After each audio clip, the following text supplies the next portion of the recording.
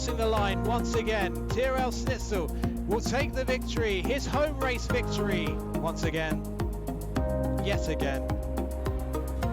He just can't be stopped. Top 2 finishes in every single race so far this season. Just an incredible record that he's got.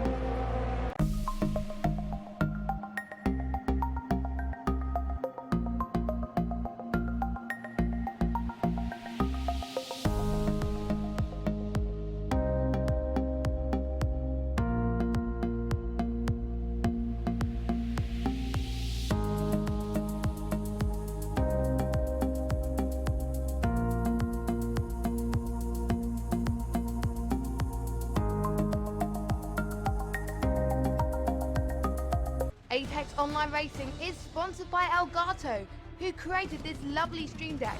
For more information about the stream deck, the link is in the description below.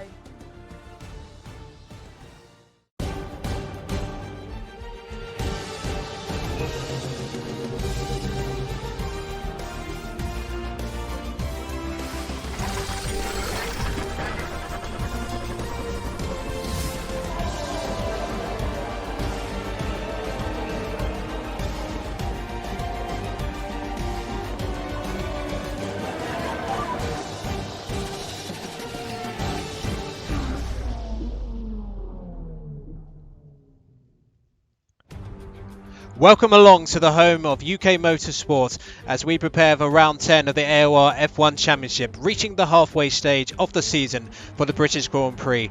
After thrilling action so far this season, we arrive at a track which is hallowed ground for any fan of motorsport in Britain. And well, joining me tonight with Andy absent due to his illness, and I wish him a speedy recovery, is none other than Evil Dragon, who will be introduced ever so shortly. This track, of course, 1950, the first Formula 1 race here. Alfa Romeo 123, well, the likes of Casper will be certainly hoping they can get a victory for Alfa Romeo here this evening. Our previous race was in season 17, which was won by Lee Finley, and he'll be hoping for a repeat of that this season. So this 5.8 kilometre circuit, built on the site of a former World War II airfield, featuring 18 corners and 2 DRS zones, and well, some of the most iconic corners in the sport, instantly recognisable for even the most casual fan, particularly the sweeping right and left brilliance of Maggots, Beckett's and Chapel between 11 and 13, and the Hanger Straight and Stowe will be one of the key overtaking opportunities here at Silverstone today. The usual 18-minute qualifying session will be followed by 26 laps with a race distance of just over 153 kilometers. And well, we've had plenty of fastest lap points recently, so who knows, we may get another one today. And in terms of the tyre choices, as is often the case in Britain, we have the hardest selection of Pirelli rubber today. And yes, given the unpredictable nature of the British weather, don't be surprised if we see a few showers during the course of the session today. But before we get underway with qualifying, a quick look then at the championship standings. And well, what can you say? One man, 7 wins from 9 races, including a home victory at Austria last week, gives the reigning champion Tiro Snitzel a massive advantage. And if anything, Michael is being slowly caught by Speedy Rari, who gained his 5th podium of the season last week, I should say. And Jim Roy moves up to 5th in the championship above Stave Frosty, with Tactician moving up to 8th in Stangston, with Hugh Golf and Blizzard making up the top 10 after 9 rounds of the championship. And in terms of the Constructors' Championship, well, finally, we have a new leader, with Williams leading the way every single round until now, but with the brilliant efforts of Tyrrell Snitzel and Alex's season best result last week, we have a new leader at the top, Mercedes, just ahead of Williams, with Toro Rosso and Alfa Romeo very tight between 3rd and 4th, Red Bull moving up to 5th, Renault closing the gap to the 5th and 6th place teams, Racing Point not too far behind, and continuing their personal duel for the wooden spoon, Haas and Ferrari just a point separating the two in the Constructors' battle, and they'll be trying to get some points here today. Well, we can finally introduce him, Evil Dragon, a very recognisable voice in the community, and welcome to the commentary box, my friend. Well, thank you very much, and hello everyone. Not been commentating F1 for a long time, boy here, and we're at Silverstone, a circuit that I like a lot, to say the least. Very technical, fast-paced circuit, and like I said, first hosted a race in 1948. Absolutely, and well, given the action we've seen so far this season, Liam, I think we're going to get another cracker here at Silverstone. I mean, what are your thoughts on this particular circuit? Is this one you enjoy driving, or are you sort of in the hate category and you prefer the old format of this circuit, which was changed back in 2010 to what we know it today? Well, unlike most people, I prefer the old original 1970s to 1990 version, of course, before they introduced the Magnussen Bet complex back in 1990. Fantastic little tricky circuit. I've played quite a lot in other racing games, so more prefer the old one. This new one, not the best fan of it, but I've definitely enjoyed seeing races there, and since the likes of Vettel and Bottas a couple of years ago battling and dueling down the Hanger Straight. So it can always entertain fans, but it's a controversial circuit. Quite a lot don't like it. It takes away its original nature, but overall, pretty fun little circuit in my opinion. Yes, now in terms of pit strategy, Dragon, it's very much, this is probably in terms of the kind of the most nailed one-stop race of the season, because such is the loss of time in the pit lane. Indeed. Well, it's going to be interesting to see what they're going to be doing in terms of strategy. One stop probably around about that 13, I believe, as far as I remember. And it's going to be interesting. Short run as well down towards turn 1, so it'll be interesting to see whoever gets the best run out of the first corner probably is going to be the one who potentially could try run away at the first stages. Yes, absolutely. And today's featured hot lap is going to feature none other than the driver who won this race last season, season 17, Lee Finley for Toro Rosso, which of course has been renamed for next season. I'll get your thoughts, Liam, on that shortly. But if you want to take us for a lap of Silverstone as Lee Finley just goes through Club Corner.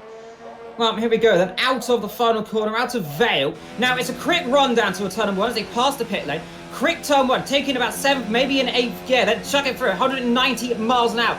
Down here into the loop section. Come in here about 4th gear, chuck the front end in, make sure the rear doesn't step out as they come now into the exit. This down towards Aintree Corner. We've seen some spectacular spins here. Flipping Massa had a puncture hit in 2013. Now down one of 2 massive long straight set down towards Brooklands and Luffield. Look for the right, there's the Brooklands side. Now chuck it into the left-hander hit. Down to 3rd gear. Now build the revs back up into 4th. Coming through Luffield then towards what is the old last corner. Down towards Woodcote Corner then. Quick flat out section then. Blast its way down the old pit straight. Down towards the famous Tops Corner. Blink and you'll miss it. Chuck it in at 7th gear. Almost completely flat out there. Bit wide there on the exit. That won't do his lap too good. now down into Maggot. So this will be almost completely flat. They come down to Beckett, chuck it down into 6th, then down into 5th gear. Now you come out to the, what is the Hanger Straight lane. As you chuck it down here, look for your braking zone, down into Stowe. It's a long old run, then down they come, down to bottom then, down into 6th gear, chuck it into Stowe. Let the car run out wide, but not too wide, which he does go completely off circuit. Down into Club, down into what is going to be 3rd gear, now into 2nd maybe if they need it. Keeps it in 3rd, then down into the Vale. Quick little right-hander to finish the lap off here at Silverstone. Yes, and I think, as you mentioned, he ran very wide out the exit of Stone. That gave an invalidation, I'm pretty sure, because he did not register a time, so that's P14 in standings at the moment. So the quickest time so far, 1:25.904 from his teammate Speed Barry, who's been on such an impressive run in recent races. Arguably the informed driver outside of Tyrrell Snitzel in this particular division at the moment. Now, in terms of the qualifying time, assuming we're not going to get any wet running and it's going to be full dry attack in this qualifying session, we're looking possibly at the mid-25, so there's a bit of time to come to here as we see the two Williams driver giving each other slipstream. So Alvaro Aznar giving the season 16 champion Michael some pretty decent tow as he flies through Stowe. Once again, car number 53. Michael, well, he's been almost fighting in vain to halt the progress of Tyrrell Snitzel, but he'll be doing his best. He got pole position here last season in season 17. What can Michael do as he crosses the line? It's going to be a 1:25.966, so that is not far off at the moment. So far, Liam, we have the top 3 separated just by less than 1/10 of a second.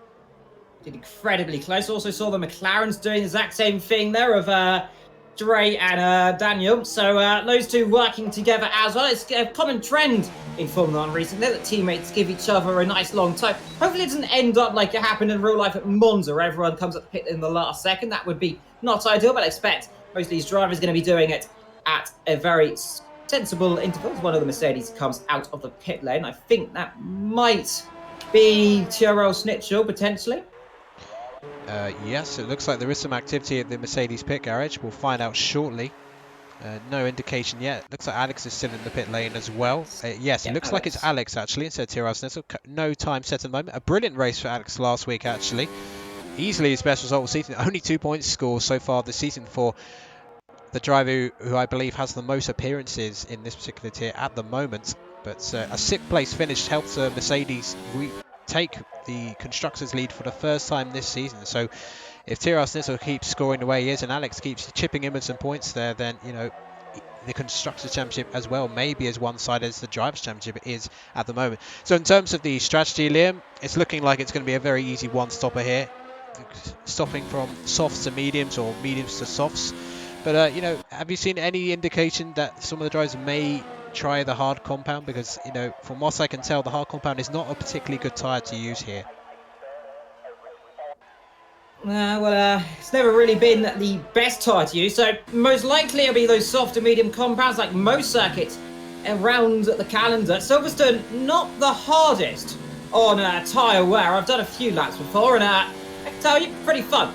The main issue potentially we'll see is drivers into Copse Corner. Now, I remember having a puncture here not too long ago in single player, and it did end well. Right puncture down into this corner never ends well. And these couple of corners here, Maggots, Beckett and Chapel, very much going to be hard on the tyre wear. You chuck it in the 7th gear, and you just got to hope the tyres remain on the carcass. We remember what happened in 2013 when we saw the likes of Hamilton, Massa, and I think quite a few others have incidents with tyre punctures here. Remember Raikkonen almost got in the head, I remember, with a tyre puncture down at the straight. Or that might have been Alonso, in fact, as well. So it could be interesting with punctures around. So we'll see what the drivers can do in terms of strategy. But like you said, one stop, and definitely lower on the soft and medium tyres, though. Yes, I mean, you mentioned some of the historical events that have happened in Formula 1 in real life. We've seen some dramatic races here over the years. I think one of my earliest Formula 1 memories was Damon Hill and Schumacher colliding here in '95, which handed Johnny Herbert one of his 3, shall we say, fluky wins to a degree, because it seems like all 3 of his victories were because other people crashed in front of him. But I guess, as they say, you have to finish first to finish first. And as Alex flies through Copse and keeps the car on track, all 4 wheels, track extension is a little bit more harsh on this game, thankfully, because some of the track abuses you saw on the previous games were absolutely ridiculous. You could literally fly off at cops and Stowe and gain time, and yet get no punishment in the game. So I'm glad they've sort of looked into that, because that has been mentioned multiple times before. As Alex goes through Stowe, let's see what he can do. On the medium compound, Danny MG is as well, and I think he invalidated because he has done a lap on those tyres already. So that's what Alex can do as he heads through the Vale. With just over 8 minutes of this qualifying session to go. It's gone pretty quickly so far. I may want to catch with his teammate Tyrrell Snitzel, see what his response is, and it's P11 for Alex. So here comes Tyrrell Snitzel then, heading through Maggots, Beggarts and Chapel. He's got quite a bit of traffic ahead though, so he's going to have to deal with that, but he may hope that these guys are on in-lap so he can get a handy tow, and they're both getting out of the way. And yeah, he actually ducks it in to try and get a little bit of a tow there as he heads into Stowe. Indeed, getting a nice long tow, like you said, off of the Alpha. That was Casper, I believe, and someone else. It was one of the Toro Rossos there, down into Club Corner, down into 4th gear, into 3rd, into 2nd temporarily there, so I think he misshifted slightly, then down into Vale. Rear end stepping out there, the Mercedes, planted as it is, struggles, goes fast, it's 125.870 then, puts himself just under a tenth ahead of Speed Barry, who crosses the line, goes even quicker then, 125.7, so game on then, sunshine, he says. Yeah, Speedbar immediately responding to that, so that's the best way when you see the purple time flash up. If you're on a lap, say, no, I'm going to just put this right to the floor and respond immediately. So 125.761. Michael's on a flying lap as well, just going through sector 1. He improves slightly by half a tenth as he heads through Luffield, which from what I hear from people who go to these events is a fantastic place to sit to watch the cars as they accelerate out onto what was the old start-finish straight. So looking back at some of the previous races in real life, Liam, any that particularly stand out? I mean, for me personally, 2008, of course, a very memorable Hamilton masterclass in the wets early on in his career. That's one that particularly sticks out for me. Well, especially 2008, I remember that vividly. I remember what's in the old classic F1 of seeing a certain Ferrari called Felipe spinning about, was it 10 times in the wet here? It was a lot of times. I mean, of course, you've got more recently, especially a memory. I can always remember 2010 was a pretty fun race. 2013, a race that I remember very vividly because of all those punctures. 2012 as well, the battle between Alonso and Webber. That was also quite fun as well. But in terms of races that I've seen more recently, I quite recently watched the 2003 British Grand Prix, which had a spectator on the track. The third, well, one of 3 times that a spectator has come on circuit, and all 3 of them Felipe Massa won, and all 4 times, but all Ferraris have won. So if a spectator comes on circuit, a Ferrari is bound to win. Yes, well, LR2 will certainly be hoping to emulate that. I mean, the closing stages of the 2018 race were fantastic. That sort of duel between the 2 Mercedes and Ferrari. So that was certainly one of the personal highlights for me from the F1 season. As we just saw earlier, Michael putting it up into P2. So the top 3 in the championship covered by less than, 1.5 tenths of a second at the moment. And in terms of the top 10, less than half a second, Liam, covering the top 10. And, well, assuming Alex and Jim Nardi Perez can set reps in time, and Danny MG as well, they may well be within a second of each other, which is very typical of the qualifying sessions in this F1 tier. Indeed, awfully close indeed. And we just got a home course. No one's made critical mistakes. A few people ran wide, but surprising to me, we haven't seen anyone go off the road into the wall there. And that is very impressive to see. They're all keeping their cars out of trouble, or relatively out of trouble. No one's gone off, no one's really spun the car, at least so far I've seen. A few yellow flags of people getting out of the way as Michael comes in the pit lane there in the Williams, and beautiful helmet, I must say, as well. So Barry on pole so far, from Michael Schnitzel in 3rd ahead of Blizzard. Hugolf in 5th position ahead of Jim Roy in 6th in the Red Bull then. Daniel in 7th, Alvaro in 8th. He's coming down into the loop section so far in the Williams. Casper P9 in the pit lane so far. Stay Frosty. He's definitely been staying Frosty. He's currently in P10. Nico in P11. Atara in P12 ahead of Lee and Alex in 14th. Nardi down in 15th. And right at the back, Danny ready to get a lap on soon enough. He comes out the pit right now. 3 minutes to go. So he's left it a bit too late, in my opinion. I think he'd rather get a lap on earlier than this. Well, perhaps I think some of the drivers will be thinking about coming out now, but he may run into some traffic as he starts his lap as he goes on the other end.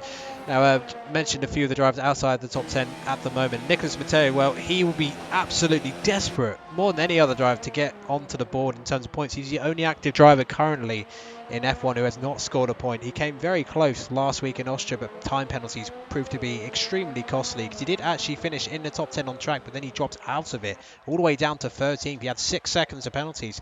So the fact that he finished in 7th, I believe, on track and then dropped so many places shows you how close the field were last week. So hopefully Nicholas Matteo can get on board. Jim Nardi-Perez, well, it's been a mixed bag for him so far this season. He had a brilliant 5th place in France, but he's also had 4 non-finishes from the first 9 races. So he'll be hoping to, you know, his aim really will be to get a big result today, which may put him into the top 10, because he certainly has the speed to. We've seen plenty of speed from him so far this season. Well, speed is one thing, consistency is definitely another. We're looking at Alvaro coming across the line to begin his lap. Yellow flags, people backing off in sector 1, I imagine, coming out of the pit lane there. And we've seen turn 1. Now, now in this game, they don't have DRS. And I believe in real life, they used to have DRS. I don't know if they did this year. But definitely a fast corner where you can always see potential into turn number 1. Not really always a possibility, but it's going to be brave if someone tries it down towards turn number 1, don't you think? Yes, absolutely. I mean, from the front row of the grids, you'll be able to take that easily flat. You know, some drivers do make the mistake, but compared to some of the, you know, the previous games and indeed real Formula 1, I mean, that corner used to be such a challenge, but these days these aero monsters that these modern Formula 1 cars are should be able to take that flat. You still have to get the line right though, because if you get the line slightly wrong and hit a bit of curb on the outside, you can easily spin the tyres up and spear off to the right and end your race in a hurry, as Aaron Asnar flies through the majestic Maggots Beckett and Chapel complex, and he's going to get a nice tow from Michael once again. So these two teaming up very nicely as they look to hit back in the battle for the Constructors' Championship. Oh, and they nearly miscommunication there. They might have collided nearly there, but Alvaro Asnar will carry on. But we are going to switch to the battle for the top 3, because Schnitzel is about to start his final flying run. But we're just going to see what Alvaro Asnar does as he crosses the line, as the track evolves, and I think he invalidated. So here we go then. Championship leader Tyrrell Schnitzel heading onto the old start finish straight, flying down towards Copse. Can he get the line right? Yes, he does. Keeps all 4 wheels at least behind the white lines. Through the complex he goes, a fantastic camera shot. Look how committed he is as he heads through these corners.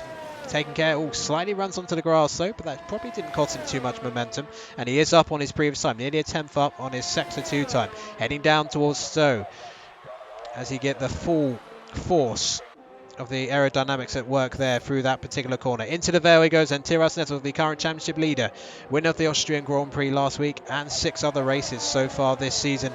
Tyrrell Schnitzel then crosses the line, and what's it going to be? It's going to be pole. It's going to be pole. Will there be any response? Yeah, Michael and Speed Barry, but it's a 125.712, so Michael and Speed Barry got to find a bit of time yet, but Tyrrell Schnitzel laying down the benchmark for the time being. Barry 2 temps up, by the way, just to cut over you there. He's on a lap. I need to Stowe. Can he get this last couple of corners correct? A little bit wide. That might compromise him ever so slightly. I think he might just get away with that. Down into Club. Late on the brakes. 2nd gear into 3rd. Through the last corner. Down into Vale. Can Barry get pole? The answer to that is yes, he can get pole by over a 10th of a second. Run about right. He's up by 2 temps. Sorry, Michael up by 2 temps. Can he do anything? He goes and stays P3 then, only improves slightly. Puts his car within, I think, 20 thousandths of Schnitzel then. Anyone else on a lap time? Blizzard's on a lap. Yeah, here comes Jim Roy. And P4 for Jim Roy. I think Blizzard's still out there, and he's getting a tow from Danny MG. So Blizzard's trying to at least get onto the front row of the grid. It is so tight out there, but what a magnificent lap from Speed Barry. Hopefully he'll share the onboard of that after the race, but there's so much going on. But here comes Blizzard heading for the line. This is the likes of Casper, Steve Frosty, and Nicholas Matteo still out there. Steve Frosty, P11 for him. Casper, I think, is not far behind Blizzard, so we'll try and switch in. Blizzard then crosses the line. What's it going to be? It's going to be P4 for Blizzard. Casper on the hanger straight at the moment, and I think he's the final runner. Oh, Lee Finley's also out there. Where is Lee Finley? Lee Finley is still heading for the line now, actually. Crosses the line and it's P15, so not a great qualifying session for the British Grand Prix winner from last season, Casper, for Alfa Romeo. Can he get anywhere? Yes, he does. P6. So the top 10 covered by just over half a second, but it is Speed Barry, Liam, who takes pole position, continuing his impressive form recently. Incredible lap. The commitment he had, Danny De Stoke, lost the rear slightly, but managed to catch it together and improved as well. I'm surprised Michael as well was on a very good lap, but a slight mistake as well. So potentially a bit of wind down there. I don't know if they replicate that, but very sideways indeed. But like you said, Barry, beautiful pole position then. 1 and a bit tenths quicker than Schnitzel. Michael just 20 thousandths behind him. Blizzard as well, just 20 thousandths behind him. Behind him as well, Hugo, ever so slightly behind. The top 5 separated by just under 2 tenths of a second. And the top 6 under 3 tenths as well. Incredible. And the top 8, like I said, just over half a second. Absolutely incredible. Look down, 8th, 9th, 10th, 11th, 12th, all separated by about a couple of thousandths. Frosty and Matteo separated by literally 1,000th of a second. Incredible between those drivers. Like I said, outside of that, we've got Atu, Danny, Lee, Alex at the back there, 8 tenths off. Bit of disappointment there to be so far down. But like I said, everyone within a second, though. Absolutely incredible scenes. Yes. Well, another thrilling qualifying session and a suitable prelude for what should be a great race here at the home of British Motorsport, as we see some action from the early Formula 2 sprint race. Well, in terms of this particular race, the weather, well, the weatherman is telling me it's going to be a dry start to this race. No rain expected, I believe, although I'm going to just confirm that. But, oh, and actually, yep, just got some updated information from the weather forecasts people, and there is a possibility, Liam, we may get some rain towards the end of this race, so that could be very interesting indeed for this grid. Well, rain, Silverstone. We've seen it before, what can happen when it comes down in Silverstone, and, well, luckily the race isn't in April like it was back in the early 90s when Michael Schumacher famously drove across the line in the pit lane, taking a stop-go penalty. Don't think we'll be seeing anyone do this today because, of course, they'd get disqualified if they tried to do that. But nonetheless, we're going to see rain. I haven't seen it often, the rain at Silverstone. Like I said, when it rains, does it pour? Here we are on the formation lap lane, and it's going to be interesting. Down towards turn number 1, inside or outside is the question. Well, watch out for Williams. Now, we saw this in real life. Remember, 2015, the last time, I think, one of the top 3 teams, apart from this year, when Alfa Romeo led for a couple of laps, so actually has led a Grand Prix. So watch out for the Williams. If it can hook the start up, that is the important question. And watch out for Blizzard as well. He'll be ready to go. The second row always gets a good exit down towards the Hangar Straight, down towards Brooklands and Luffield. So we're seeing a bit of defending, I imagine. Of course, hopefully we don't see a repeat of 2014 when Raikkonen went off there spectacularly, collecting Felipe Massa. Luckily, there was no broken bones that race. Fortunately, Raikkonen did suffer a slightly sprained ankle, but nonetheless, that is the less of issues that he can worry about. Yes.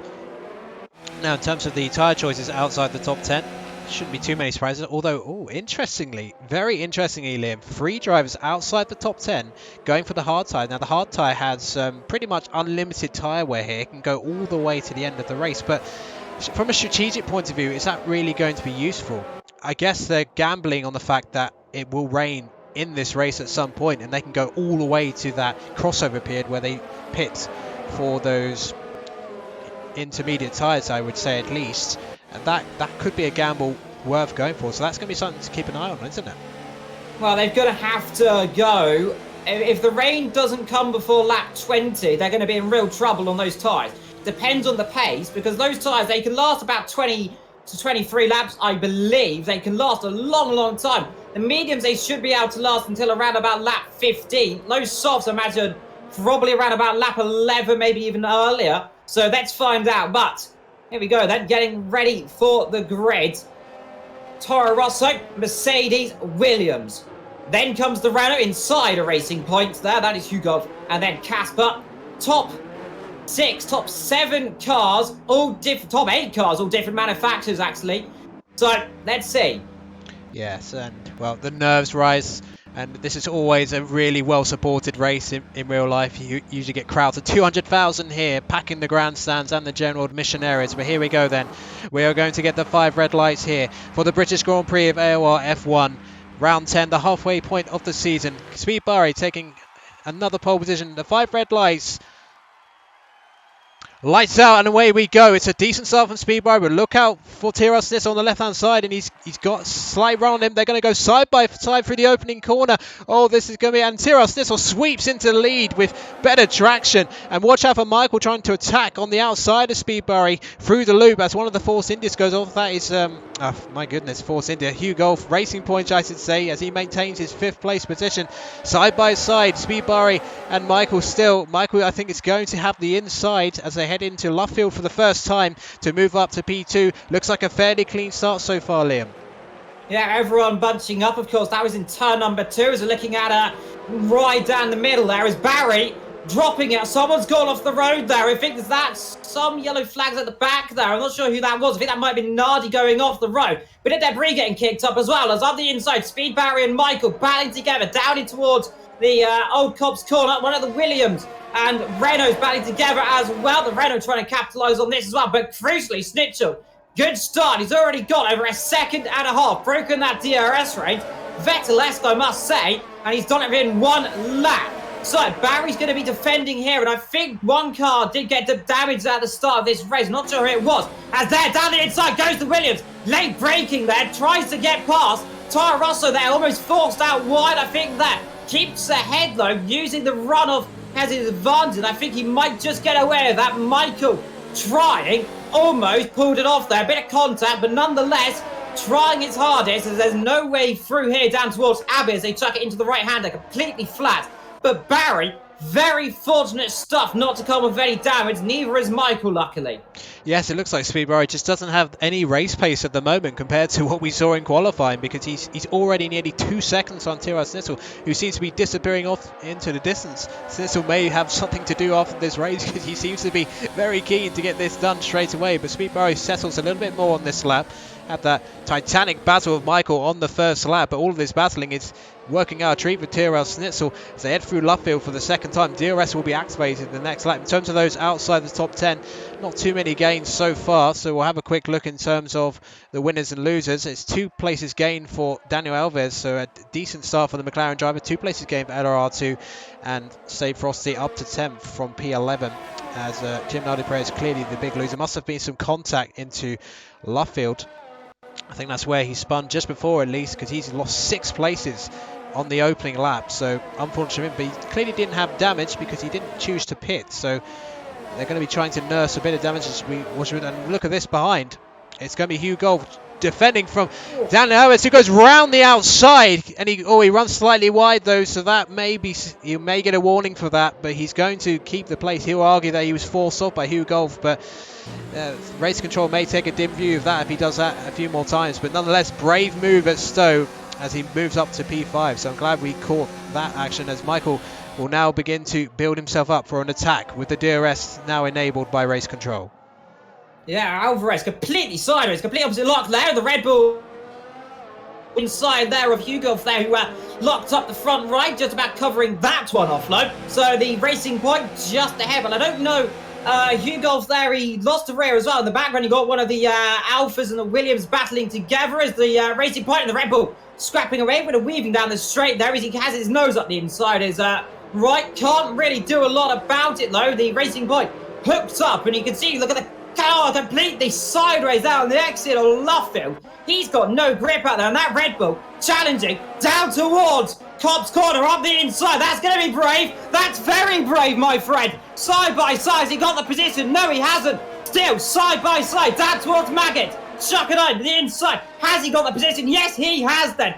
Brave and bold right through then, just about. Bit wide on the exit. But boy, oh boy, is one of the Williams off in the background as well. Gets back on. But what an overtake there. And now look at Casper having a look up the inside as well. Squeezes through, trying up the inside. Won't do it there. We'll have the exit speed though, potentially. A bit wide again from Hugo for that.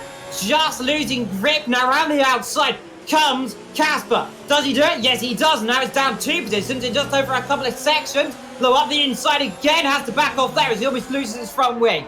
Incredibly close, but he's dropping back now is the Racing Point. Some brilliant racing so far here. We expected to see some great action, but yeah, Hugo getting mugged off a little bit there by Alves, Roy and Casper in quick succession, so he'll have to try and calm his nerves down and get back into the fight. So interestingly though, Michael has had DRS for 2 zones now, but seems to lack a little bit of straight line speed, although he's got his ERS in mode 0. He's trying to store some for later on, and that may be a smart strategy. Still a long way to go here at Silverstone. 4 laps of 26 so far. Tyrrell Snitzel getting the perfect start, sweeping round Speedbari at the opening Abbey corner.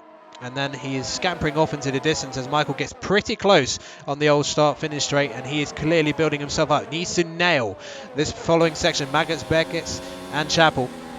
If he can get a good exit, maybe force Barry into a mistake, he may be able to get the overtake on so, and yet slightly deep into the exit of Chapel from Speedbari. He's got to try and get onto the power, but I think Michael, yeah, full attack here from the Season 16 champion. He may get this done fairly comfortably, and going into second place, Michael, the Season 16 champion, that was as easy as you like, and Speedbari just couldn't get the exit right out of the complex, and well, paid a heavy price for it.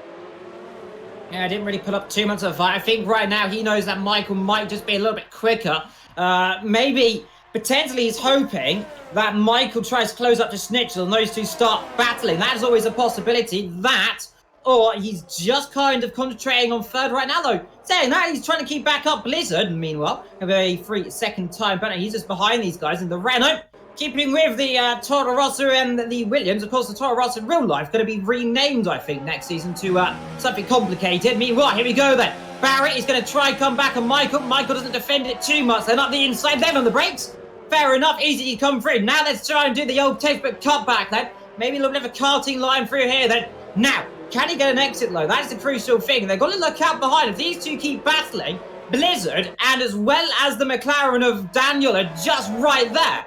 These 4 or 5 drivers, I think, all in their little kind of battle right now. But Barry just needs to hook these corners up because the Williams, incredible speed on the exit of the old Chapel corner. Then again, you can see, look at Barry, rear end, stepping out. No, I think he might just have it this time as he comes down the straight, then past where the old hangers used to be back in the 50s, of course. And that's it. He's going to have to defend the inside potentially. I think he's just got the line. Yes, he has, though, this time around.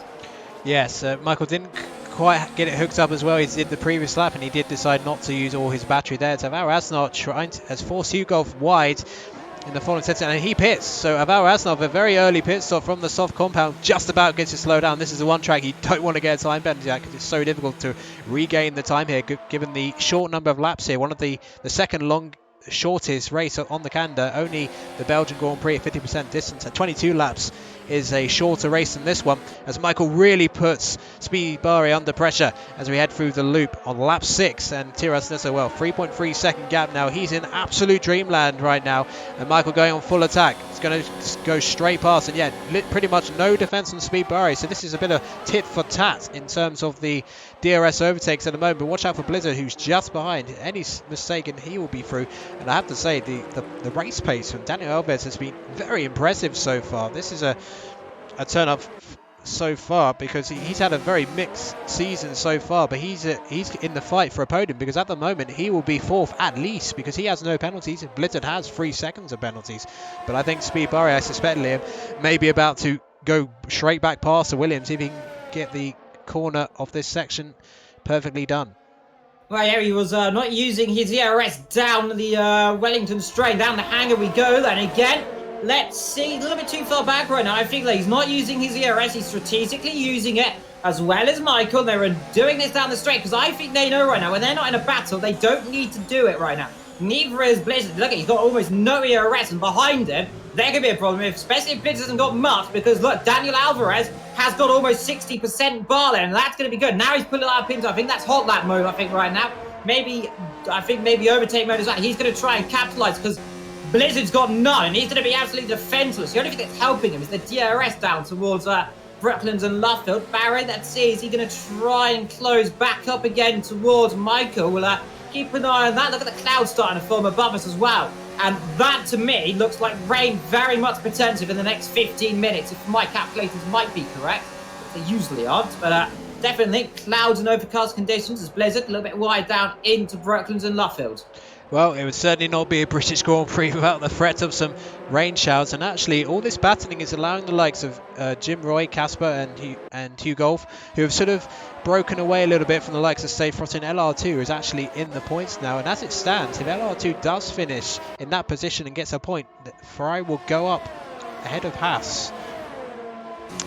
Although that may depend on other results during the course of the race. But Daniel Alves then trying to chase down as Jim Roy picks up a 3-second time, then that could be particularly costly. So it seems like to me, if we get this rain a little bit earlier than expected, then those guys on the softs are going to have to stretch this out a little bit longer, almost to the verge of puncher territory.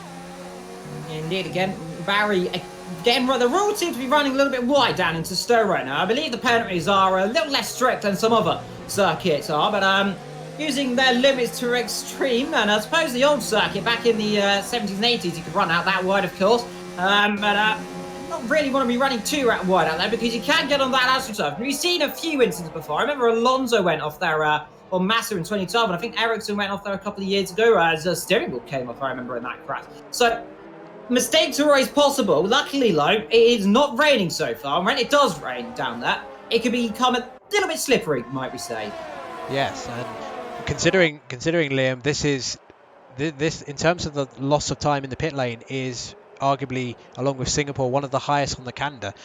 Stay Frosty and LR2 are sitting pretty right now, because if they can stay where they are and all the soft runners pit, they could have a huge lead if they can stretch it out to the wet conditions. Very much can. Look out for those hard runners as well, because if it comes later still, which is always a possibility, but looking at the clouds, you can see, and since it started, look how much it's overcast now.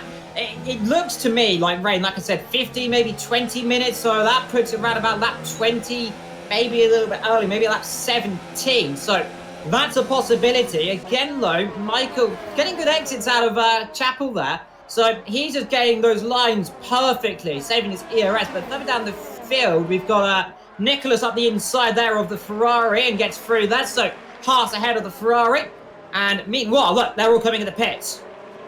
Yeah, here they come. Multiple pit stops. Michael has opted to stay out, so there will be a bit of an undercut. Now, Aval Asnar actually pitted pretty early, and he would have been getting definitely some sort of undercut on those fresh medium tyres. So keep an eye on Asnar. I may actually switch to him on track to see what effect he's had, because he may have done that tactically, try and get ahead of some of these guys. He's just going through Stowe now, so I'm not sure how close he's going to be. But again, it's such a long, painful pit lane here. It's about 35 seconds total time that you spend in the pit lane. But I'm not sure if Avar Asnar is going to... Oh, it's going to be close. He's going to be pretty close to these guys because they've got to get onto the power. But I don't think Avar Asnar is going to actually manage to undercut. But he's not far behind Daniel Alves. Now, the bigger question now will be for the likes of, especially Michael in particular, because he's going to have to do an extra lap on these soft tyres. And given the clear track, the Speed Barry, Blizzard and Daniel Alves find themselves having, the potential for being undercut by at least one, maybe two of them, is pretty high, I would say, if Michael does not nail his in-lap. Just noticing this, Barry's gone back on the soft tyres. I don't know if that's glitz on mine or if it's on yours, but he's on the soft. So the soft has come back. Now, I think he started on those tyres as well, if I'm not mistaken, unless I am. He did. But I think he could be on a very good strategy, because we know the rain likely to come. The question is how heavy it's going to come, because you know the rain, it doesn't always need to change to intermediate tyres, but if he does this perfectly, and you can see, look how far he's pulling away from the Renault. He's in a very good strategy as the top two come in the pit lane. I think Schnitzel stayed out, but Michael, as everyone else has come in, I think that Barry might do an undercut here, you know, if he gets this perfectly. Because everyone else is stopping on the medium tyres, and he's the only one on softs. Yeah, he looks pretty rapid on, and he looks a lot closer in terms of where he is on track. Now, of course, the Williams car is near the end of the pit lane in terms of its garage, but there's the line, and I think this is going to be very close indeed. Where is Speed Barry? So many cars to go through to select him. And Speed Barry has got ahead of Michael, I believe, and Blizzard has got ahead of Michael as well. So the undercut has worked perfectly for Speed Barry, and given the tyres that he's on, if he's lapping 1.5 seconds faster on these fresh tyres, and even Tyrrell Snitzel may be under threat in terms of this lead. So Speed Barry, had all that battling early on, but the time they lost may still cost him, but he's got in second. Here comes Michael down the inside of Blizzard. He wasted no time on those fresh mediums. Now, for Speed Barry's race, it is absolutely critical, though, that the rain comes soon, because if it doesn't, this strategy will be a complete disaster, because he'll have to pit again. And that's an extra pit stop, which at a track like this, you can ill afford.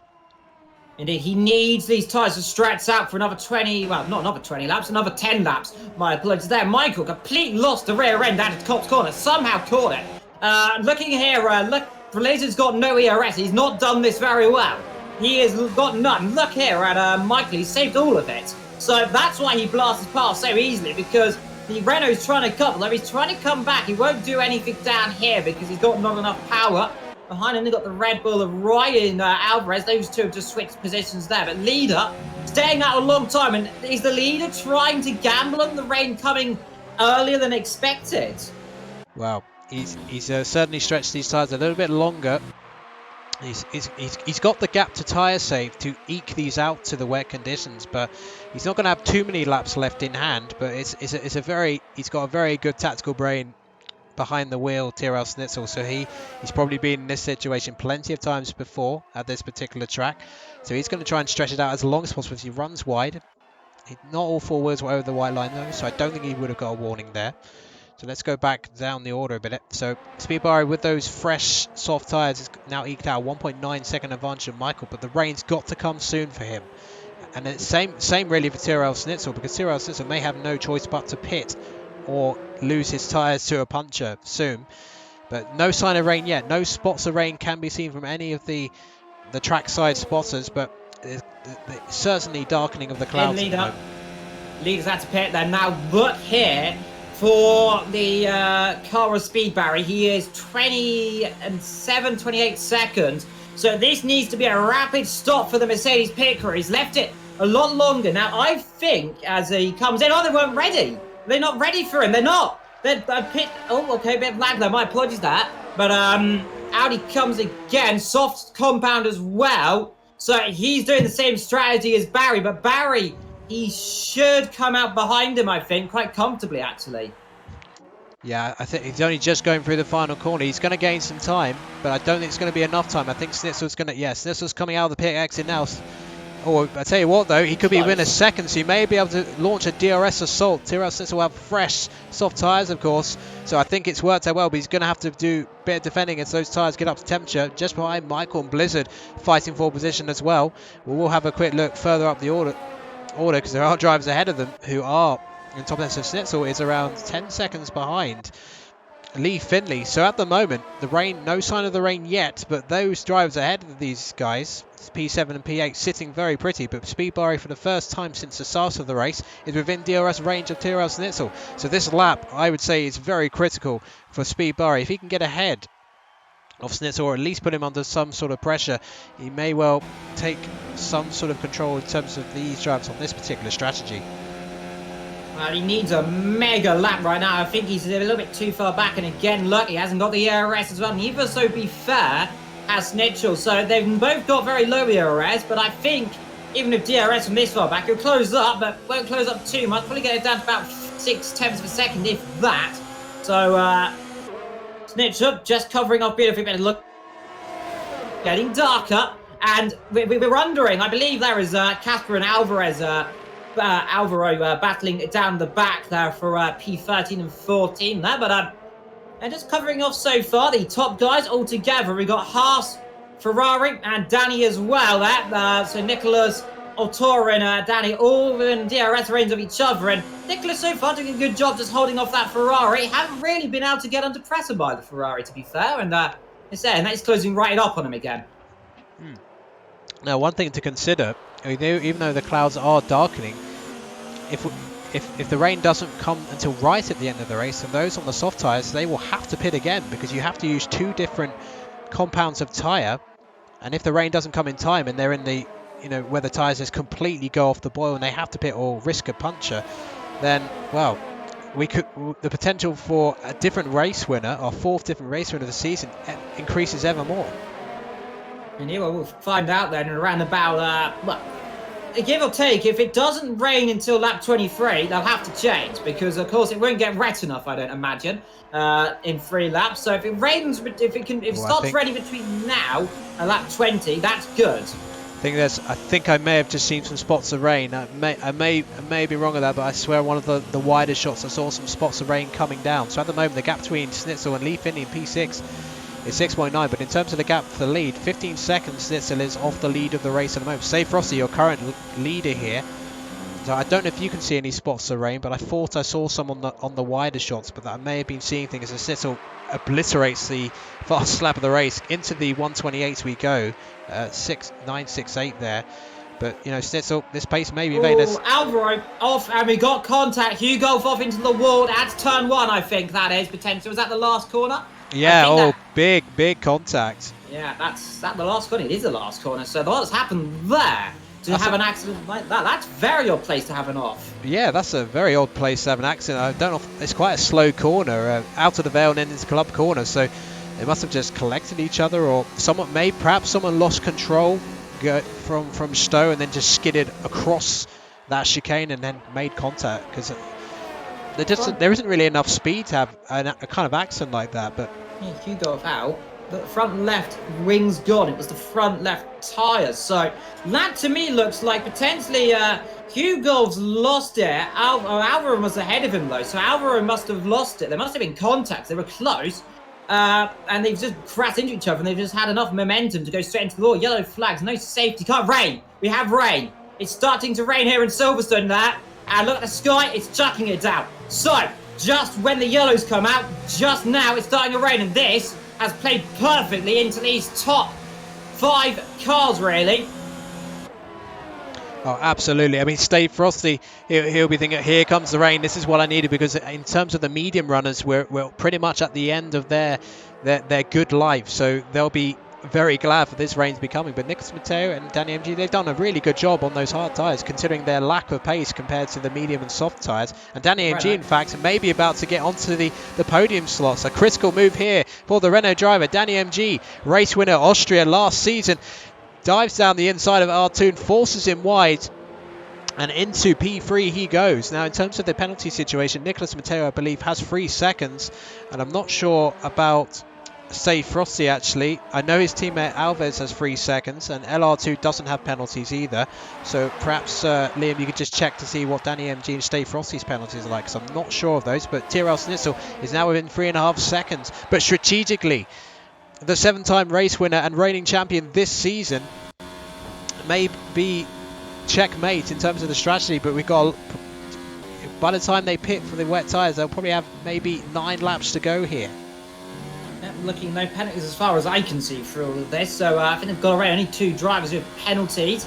So Michael struggling a little bit right now, meanwhile, with Blizzard, as the grip gets less and less, and I think, looking at how heavy it's training, I think they've got maybe a lap or 2, if that, before it becomes intermediate conditions there. You can just see, look how slippery the drivers are finding it. Remember, these guys on these tyres have been going on for a while. They're going to be very, very sketchy tyres right now. They're almost third-hand. They're not second-hand right now. They're going to be third-hand tyres. They're going to have no grip out there, and you've just got to be careful. You don't want to throw it away when here. That's 16 with 11 laps to go.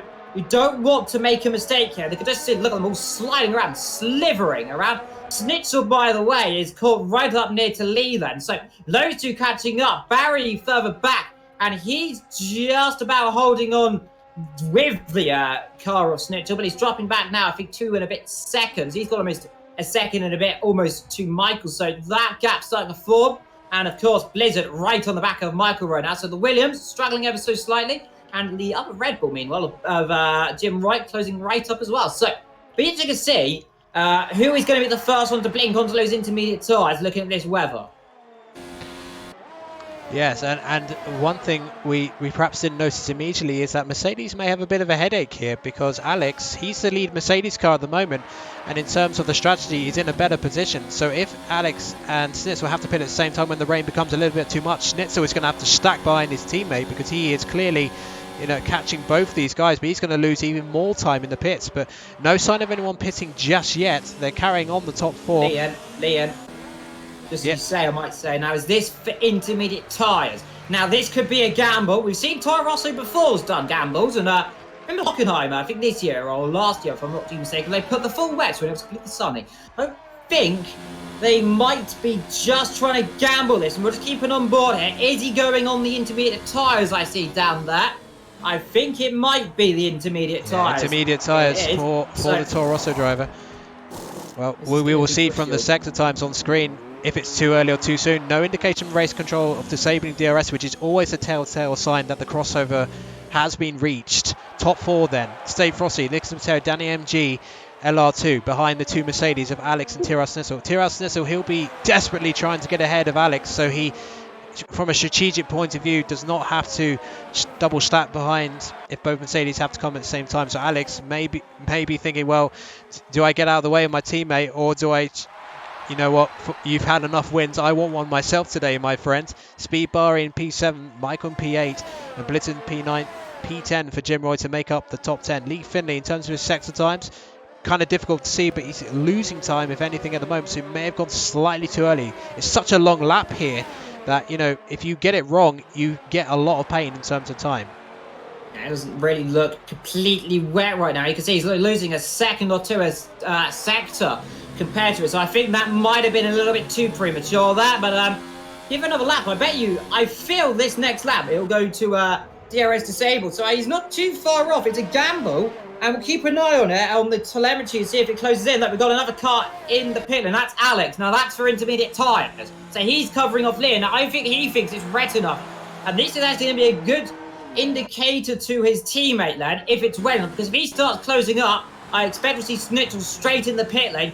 But Snitzel, not too far away from the lead. He's only 9 seconds. So he's still a possibility that he could win this race if he's got the pace.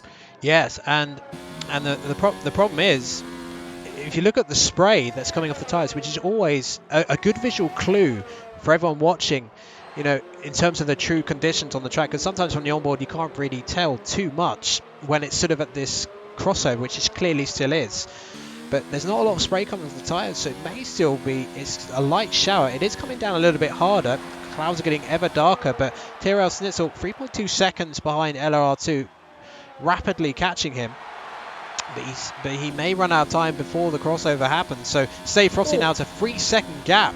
But those medium tyres, you know, they're going to be tenterhooks, whether they get a puncture or not, because they are pretty much almost at their maximum lifespan. Casper's got no grip either. They're all really struggling now down towards Cop's Corner. And we're looking here. Keep an eye out for Alex. Is he closing that gap? He's, I'd say right now, but he's 8.1 seconds.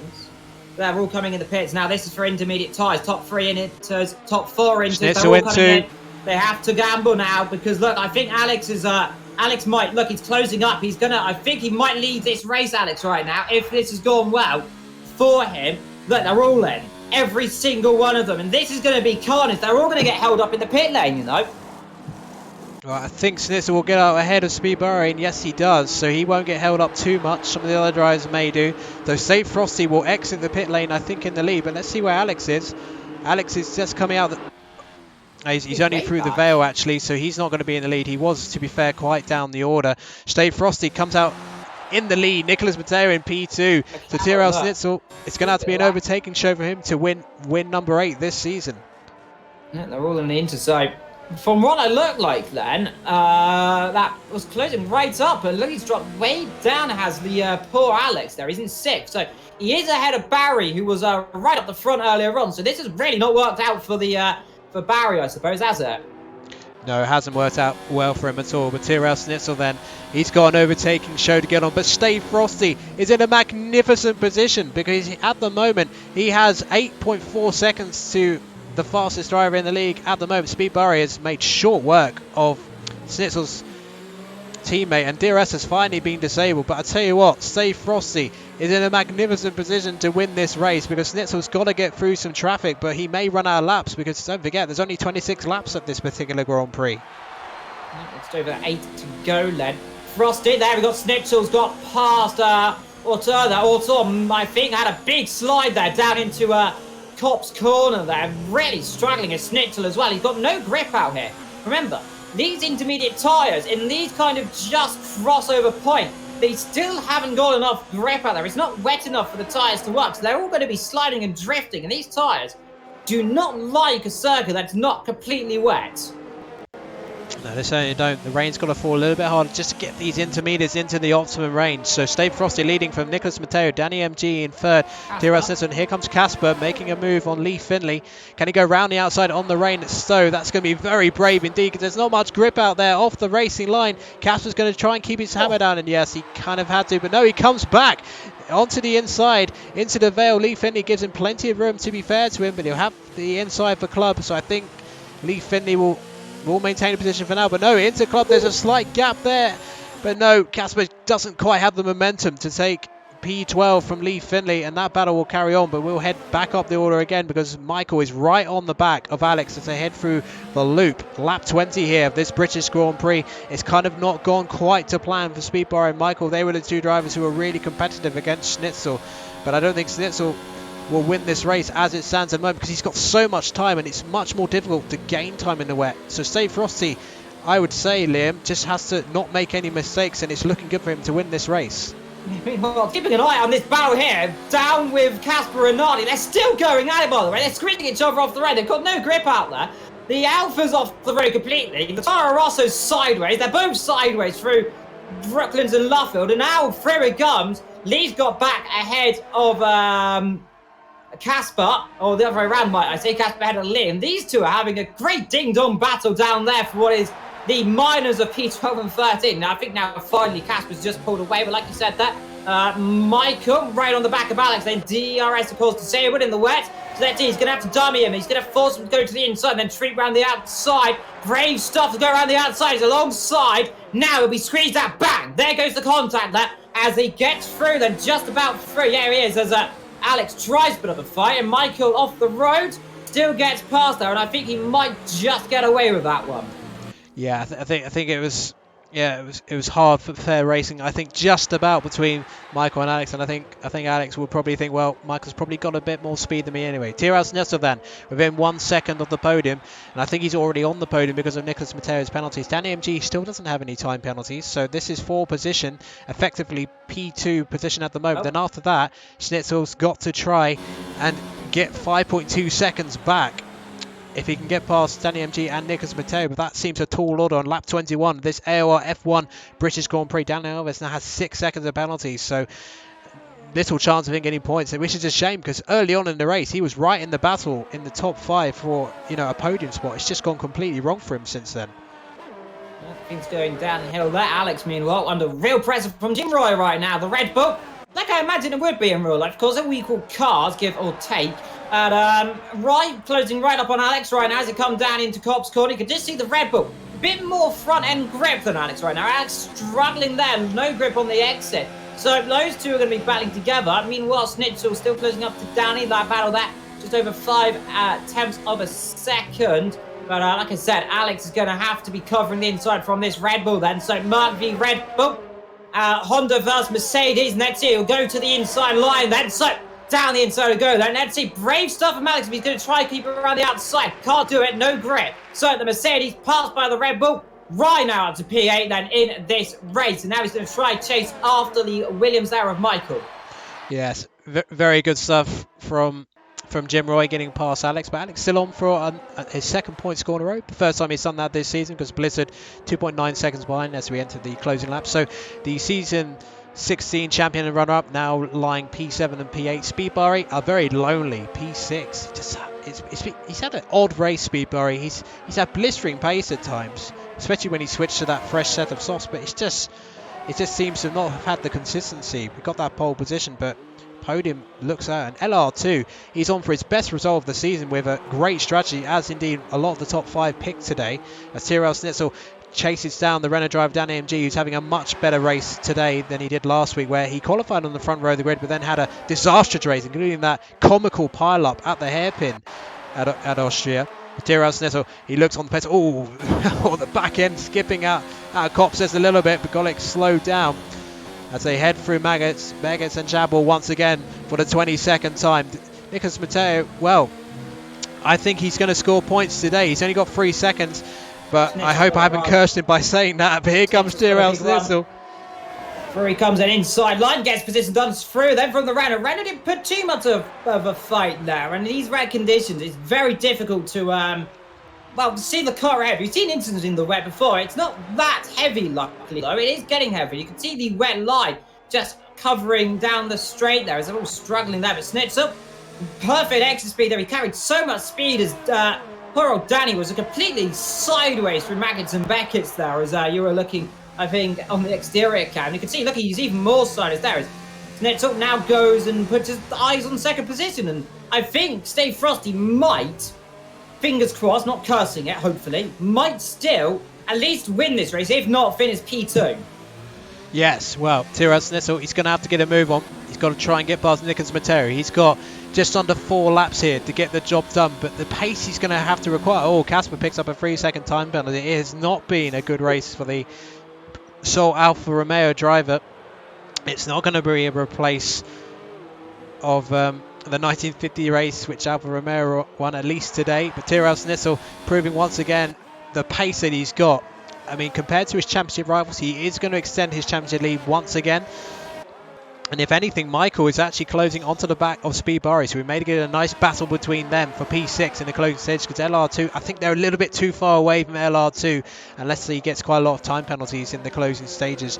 So Tyrrell Snitzel then now almost within a second, but no DRS, of course, disabled in these intermediate conditions. 5-second gap as Blizzard picks up a 3-second time penalty. That probably won't put him actually out of the top 10, because Daniel Alves has 6 seconds of penalties behind him as well, so he should be on course to score another point here today. 2 retirements then off the 16 who started so far for this F1 Grand Prix, but it's been a really interesting race from a street point of view, and we've seen some brilliant on-track action as well, Liam.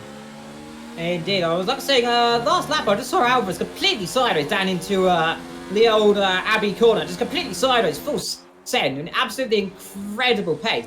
He's just got away with that one, but like Matteo, P2, Snitzel right up on his chuff right now. Behind them we've got Danny, then comes Ortier, then Barry, like I said, like you said, battling with Roy.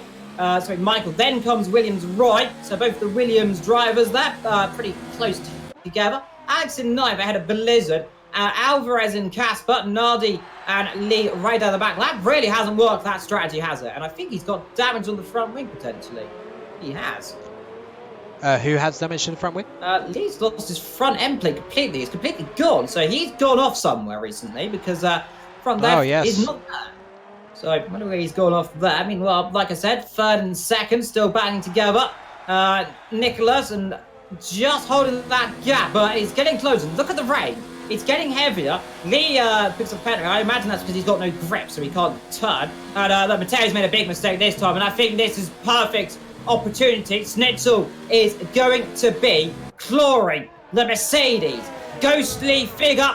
Now he's going to go straight around the outside. That nothing can Nicholas do about it. He's got no defense, not really putting up too much of a fight. I think he realizes right now, I think he's got only a 3-second time penalty, so he's still on course for a podium. Yes, no, as he's had more pace than Danny MG in this stint of the race, so as long as he keeps that 3-second gap, he will finish on the podium. But even that, even if he finishes 4th, it will still be his first points result of the season, and a great drive from the Haas drivers. He's just got to keep it together.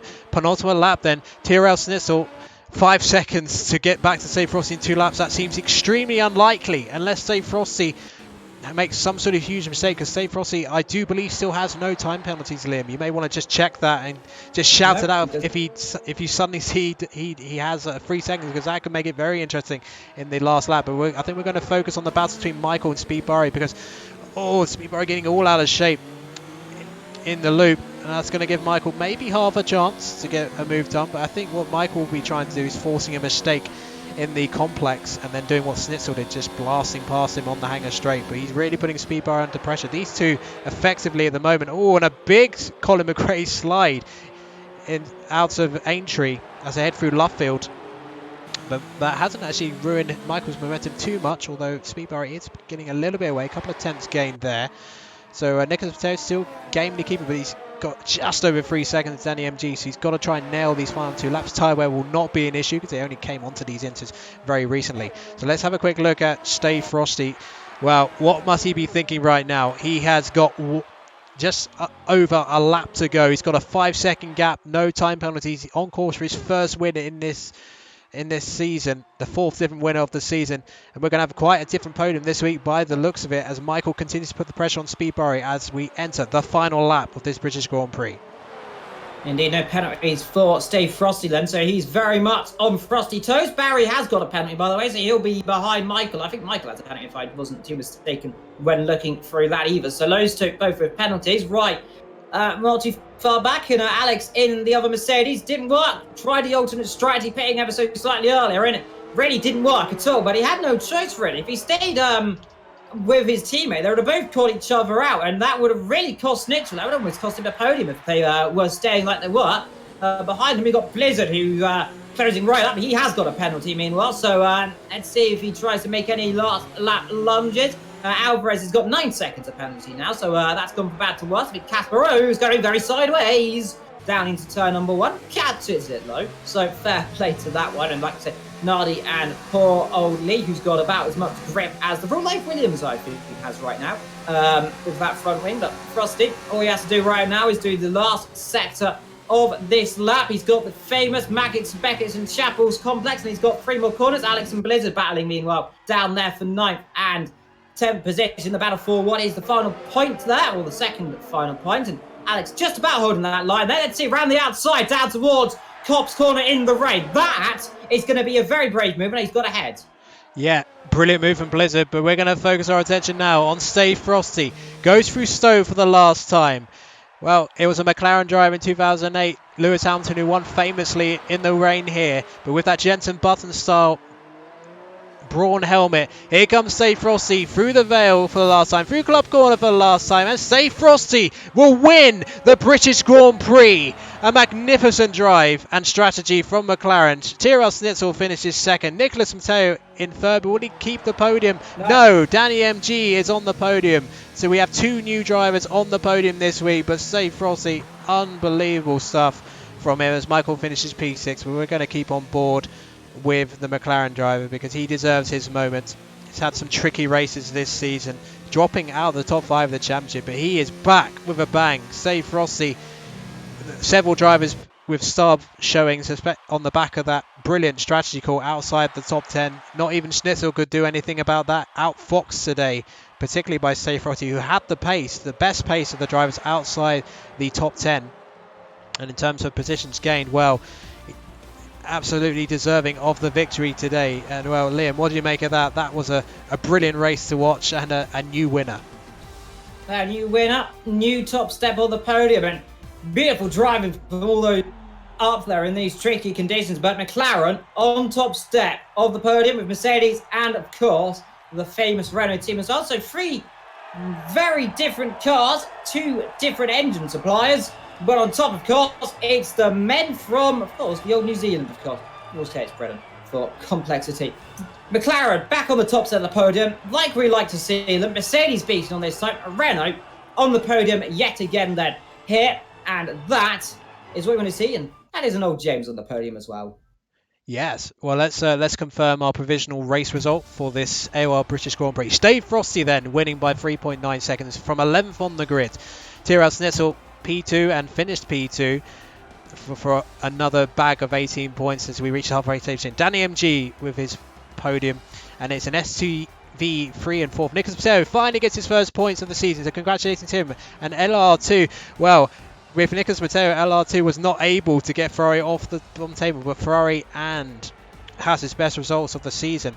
Michael in P6, Speedbar in 7th, Jim Roy in 8th, Alex in 9th, VSR Blizzard in 10th, and outside top 10, Nardi Perez, Casper, Dan Alves and Lee Finley, and with Hugo and Alvaro Aznar, the only retirements from this particular session. So we're just going to have a quick little discussion about that particular race. They're not going to be interviews this evening. But yeah, Liam, that was the way the strategies worked out for some of the drivers I mean, you see some of the grid jumps from the start of the race, you know, P14 to P5, for example. But, you know, they took full advantage of those strategic calls, especially, you know, Nicholas Matteo, you know, with the hard tyre, not a good tyre, as we know, but yeah, he got nearly a podium today out of it. Indeed, Aaron, you just got to look at the disappointment. You got to feel really disappointed for Barry, of course. He was right up there, and an alternative strategy almost pulled it off, but just couldn't in the end as well. Schnitzel very, very lucky that he didn't get caught out on those tyres. He had a slow stop, but still just about retained the lead, and he was very lucky his teammate came in, and he will have to be thanking his teammates coming in that early, wouldn't you say? Yeah, that's it. But we've got to give it to Stay Frosty.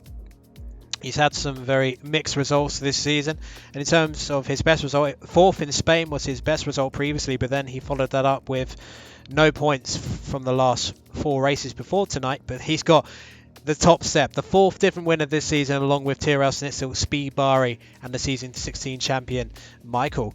And another different driver on the podium as well as Danny MG. I believe with that result will be heading into the top 10 of the championship for the first time, displacing, funnily enough, his Renault teammate Blizzard.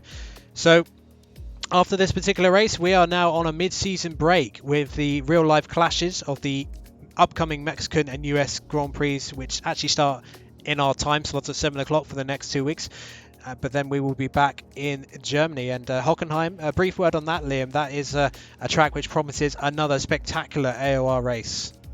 Well, we've always got to look at Hockenheim. In the dry, it's incredible. In the wet, it's very slippery. So, luckily on this game, it doesn't have the drag strip of doom. So they might be lucky in the rain. We don't see any offs like Leclerc, Hamilton, Raikkonen, Hulkenberg, to name just a few. And Sainz as well, just to name them all. But it'll be interesting. It's a strategy that can work. Now, I've seen recently as well, definitely another one-stop strategy as well. And the soft tyres can last a long, long time around that. So maybe we'll be seeing a lot more soft runners earlier on in the race. Of course, the mediums, might I say. The soft tyres go off very early. We're in about 6-7 laps. So it'll be interesting to see. Of course, DRS, very strong down of the old Parabolica. Of course, that circuit also has its own different type of Parabolica down towards the hairpin. So it'll be interesting to see around what is a classic circuit around an even more classical circuit. Like I said, remember, the old circuit and the new circuit mixed together. It'll be an interesting race, to be honest, isn't it? Yes, and then after that, it's very much the last parts of the European part of the season. We'll have Hungary the week after that, then Belgium, then Italy, before we head out to the Far East for the likes of Singapore. And it's amazing, halfway through the season already. I can't believe how quickly it's going, but it's been some great action so far. So the main headlines of today's race: we have a new race winner in Stay Frosty, but ultimately one man extended his championship lead again, and that is Tyrrell Snitzel, who is hurtling away from the competition and looks set to seal a championship the way it's going. But who knows, after the mid-season break, we may see some new faces at the front of the grid. Well, I want to thank Liam, aka Evil Dragon, for joining me to cover the unwell Andy tonight. So really a real pleasure to work with you tonight.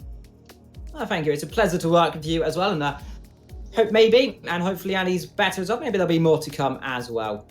Fantastic. Well, we will see you in about 3 weeks' time for the German Grand Prix. Thanks for watching, and see you next time on AOR